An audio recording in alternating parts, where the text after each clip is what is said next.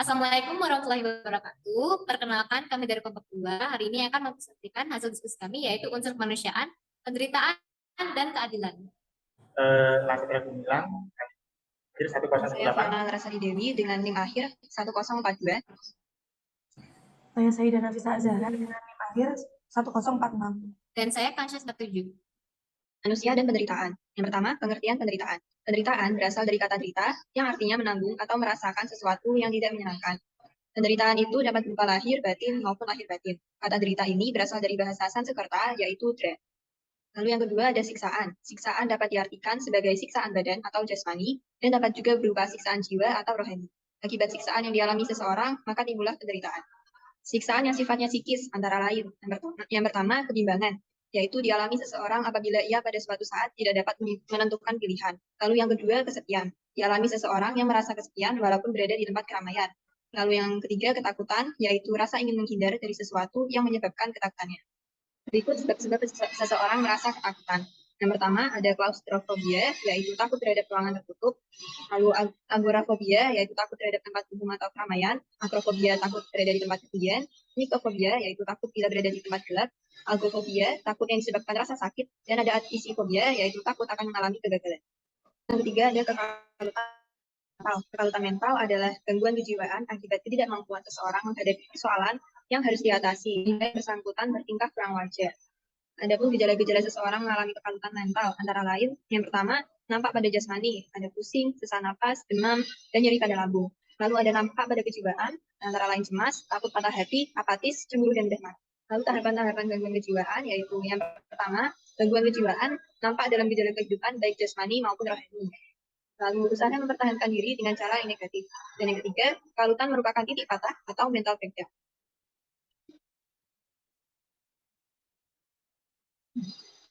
Sebab-sebab timbulnya kekalutan mental. Yang pertama, kepribadian yang lemah akibat kondisi jasmani atau mental yang kurang sempurna.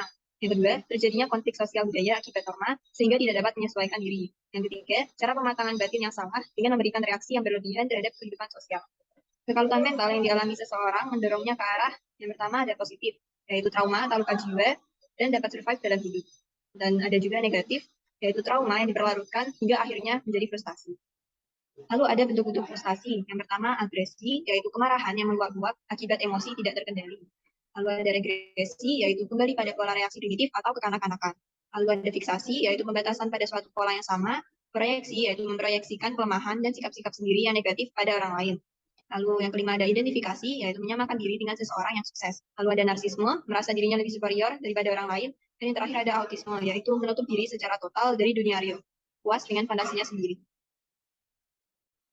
Penderitaan dan perjuangan. Penderitaan sebagai kodrat artinya sudah menjadi konsekuensi bahwa manusia yang hidup ditakdirkan bukan hanya untuk bahagia, melainkan juga menderita. Karena itu, manusia hidup tidak boleh pesimis yang menganggap hidup sebagai rangkaian penderitaan. Manusia harus optimis, ia harus berusaha mengatasi kesulitan hidup.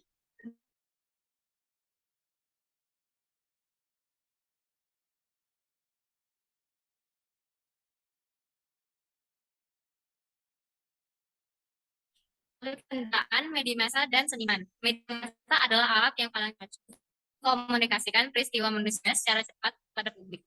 Namun, komunikasi seniman melalui media tidak kalah pentingnya. Dengan teknologi ini, banyak sekali manusia diserahkan, namun tidak menutup kemungkinan bahwa pula manusia yang dibuat menderita. Mengkomunikasikan peristiwa tersebut, membuat pembaca dan pemirsa dapat turut merasakan kesedihan dan indahnya karya seniman. Penderitaan dan sebab-sebabnya. Berdasarkan penyebab penderitaan manusia dapat jadi A. Penderitaan timbul karena perbuatan buruk manusia, contohnya seperti perbuatan semena-mena, perbuatan menganiaya, perbuatan buruk para pejabat setelah Orde Lama, hingga perbuatan buruk manusia terhadap lingkungan, contohnya seperti membuang sampah sembarangan, menyebabkan banjir. B. Penderitaan yang muncul karena penyakit, contohnya seperti seorang anak laki yang baru dilahirkan, stroke berat yang susah disembuhkan, dan tenggelamnya ke laut merah. Akibat dari penderitaan. Sikap yang muncul pada orang-orang yang menderita ada dua, yaitu pertama sikap positif. Sikap positif sekedar rangkaian penderitaan. Sikap positif seringkali kreatif dan tidak mudah menyerah. Lalu ada B, sikap negatif.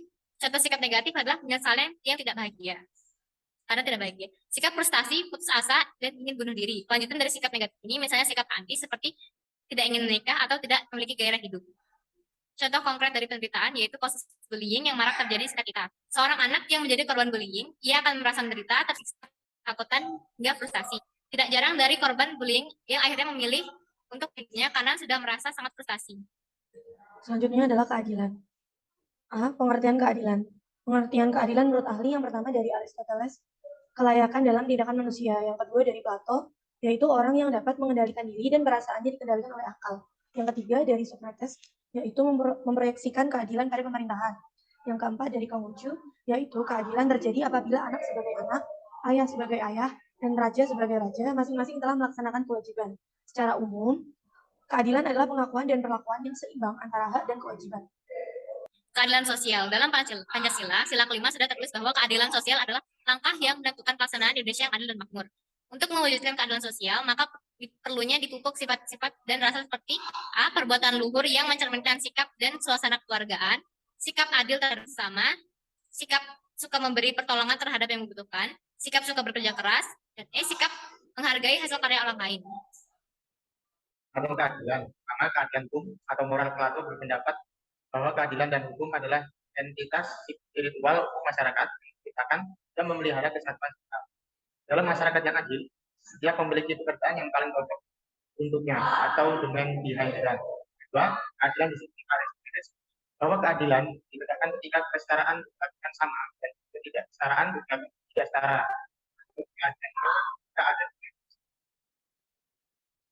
Di kejujuran atau ikat baik tadi berbicara menurut hati nurani dan menurut fakta yang ada. Kejujuran juga berarti pikiran terbebas dari perbuatan yang dilarang.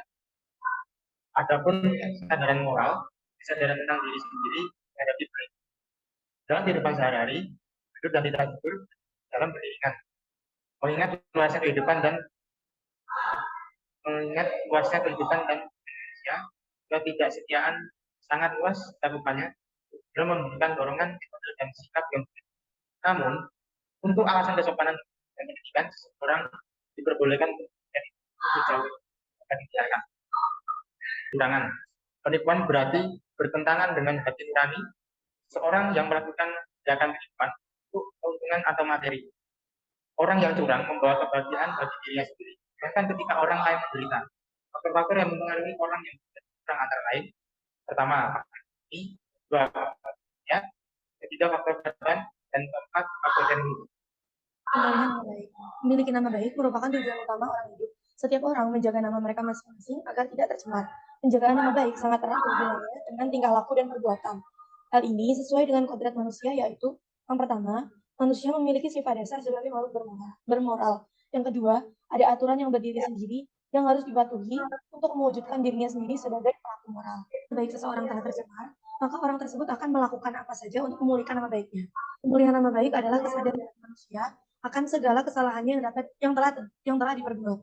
Untuk memulihkan nama baik, manusia harus bertobat, minta maaf yang tidak hanya dilakukan bibir saja, melainkan harus bertingkah laku sopan, ramah, dan berbuat dharma, serta mempunyai sikap rela dan tawakal yang harus selalu dipupuk. G. Pembalasan. Pembalasan merupakan suatu reaksi atas perbuatan orang lain. Pembalasan terjadi karena adanya sebuah pergaulan. Pergaulan yang bersahabat akan mendapatkan balasan yang bersahabat. Begitu pula sebaliknya, pergaulan yang penuh kecurigaan menimbulkan balasan yang tidak bersahabat pula. Contoh konkret dari penderitaan dan keadilan. Berkaitan dengan contoh konkret dari penderitaan, banyak korban bullying yang akhirnya bisa survive dengan cara mencuci kembali nama baik mereka, menuntut keadilan, serta mendapatkan dukungan dari orang-orang terdekat. Baik, terima kasih.